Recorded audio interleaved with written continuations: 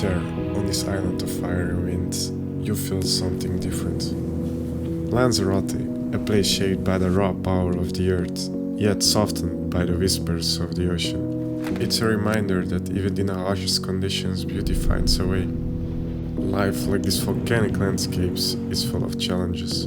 The ground beneath us may feel unstable, but it's in those moments of uncertainty that we grow. Just like the waves that keep crashing, keep moving forward. Out there, under the endless sky, we realize that limits are just starting points. The only question left is, how far will you go?